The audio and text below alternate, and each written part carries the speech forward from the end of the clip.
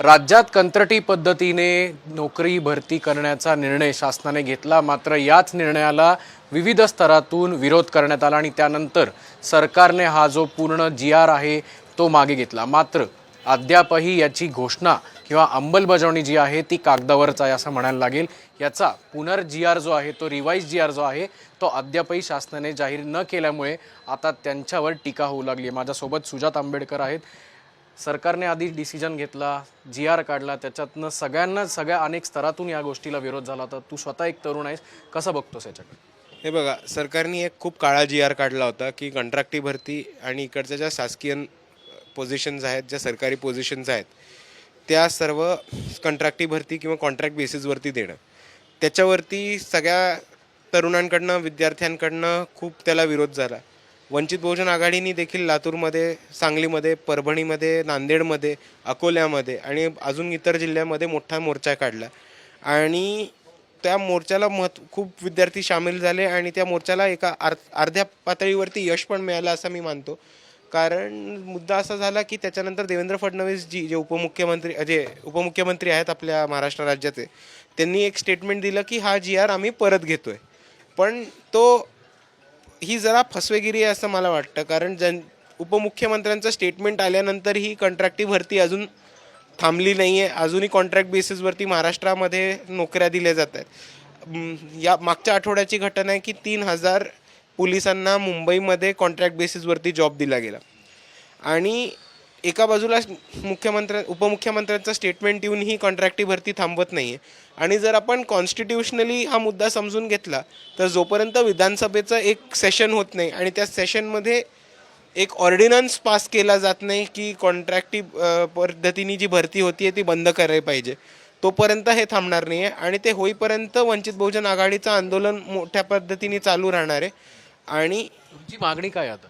आमची मागणी हीच आहे की कॉन्ट्रॅक्टी भरती बंद व्हायला पाहिजे आणि ज्या स्पर्धा परीक्षा होत्या आणि जे आधीचं एम्प्लॉयमेंटचे जे ऑप्शन्स होते त्याच पद्धतीने पुरत चालू झालं पाहिजे।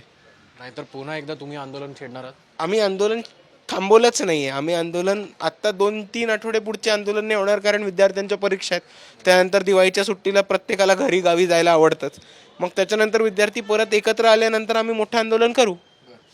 सुजात, राज्यात आपण जर चित्र बघितलं तर एका बाजूला ड्रग्ज प्रकरण असेल, दुसऱ्या बाजूला मराठा आरक्षण असेल, तिसऱ्या बाजूला जी.आर. असेल, या सगळ्याबाबत सरकार कुठेतरी अपयशी आहे असं वाटतं का? हो, सरकार 2019 पासून ते 2023 आज ज्या दिवशी आपण बसलो तोपर्यंत इकडच्या सरकारला आणि खास करून भाजपवाल्यांना एवढंच इंटरेस्ट राहिलं आहे की आपण दुसरा पक्ष कसा फोडू, जास्तीत जास्त आमदार कसे वाढवू, विधायक कसे वाढवू। पण ह्या पद्धतीमध्ये त्यांचं जे गव्हर्नन्सचं जॉब होतं ते साईडलाच राहून गेलं आहे। हे सरकार इलेक्शन जिंकलं, परत दुसरी इलेक्शन जिंकायची तयारी करायला, पण मध्ये 5 वर्ष जे त्यांना काम करायचं होतं हे त्यांच्या डोक्यातनं स्लिप झाले असं मला वाटतं।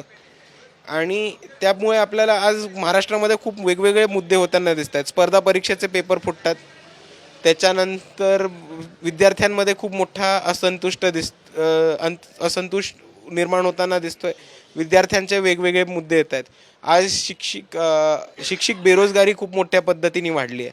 महाराष्ट्रामध्ये आरोग्याचा खूप मोठा प्रॉब्लेम येतो। नांदेडसारख्या एका ठिकाणी हॉस्पिटलमध्ये एक खूप वाईट घटना घडली जाते। महाराष्ट्रामध्ये लातूर, परवा आष्टीची घटना जी आपल्या समोर आली, रेणापूर, त्यानंतर श्रीरामपूरमध्ये जी घटना घडली, अशा बऱ्याच जातीवादाला खूप वाईट, अमानुष्य, हिंसक वळण मिळण्याचं एक चित्र आपल्या समोर येतं आहे। मग काही ठिकाणी 2 धर्मांमध्ये दंगली पण पेटवायचा प्रयत्न केला आणि हे सगळं चालू असताना सरकार गव्हर्नन्स ह्याच्याकडे कंप्लीट दुर्लक्ष करते आणि ते 5 वर्ष इलेक्शन मोडमध्येच असतात आणि त्याच्यामुळे त्यांचं गव्हर्नन्स हे मागे राहतं आहे असं मला वाटतं। कारण आपलं एका राजकीय पक्षाचं काम काय राहतं, 1 वर्ष इलेक्शन मोडमध्ये जाणं आणि मग 5 वर्ष कंप्लीट गव्हर्नन्स करणं आणि मग 5 वर्षाची टर्म संपत आली की मग निवडणूक जाहीर झाल्यानंतर परत कॅम्पेनिंग किंवा प्रचार यायला लागणं। ही लोक 5 वर्ष प्रचार करतात, मधले 2-3 महिने पक्ष फोडतात, मग परत 5 वर्ष प्रचार करतात। काम कुठे करतात हेच कोणाला कळत नाही आहे।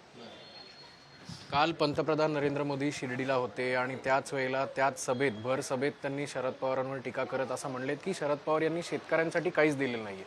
काही दिवसांपूर्वी शरद पवारांबद्दल कौतुक देखील मोदींनी केलं होतं. पुण्याच्या सभेला त्यांनी दोघांनी एकाच डायस शेअर केला होता.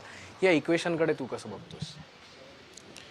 हे दोन गोष्टी आहेत.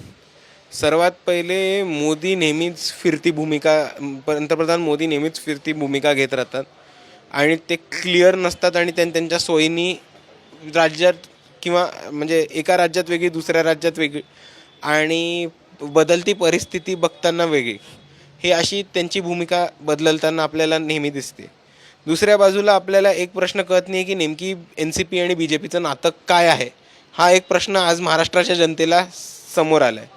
कारण अजित पवार जेव्हा भाजपमध्ये गेले म्हणजे भाजपसोबत गेले त्याच्या थोडे दिवस आधी पंतप्रधान नरेंद्र मोदी यांनी बहुतेक मध्य प्रदेशमध्ये एक वक्तव्य केलं होतं की 700 कोटी हा इकडच्या नेत्यांनी खाल्लेत आणि त्याचा परिणाम असा होता की अजित पवार यांना इंडिकेशन आलं की माझी फाईल उघडते म्हणून ते भाजपमध्ये गेले.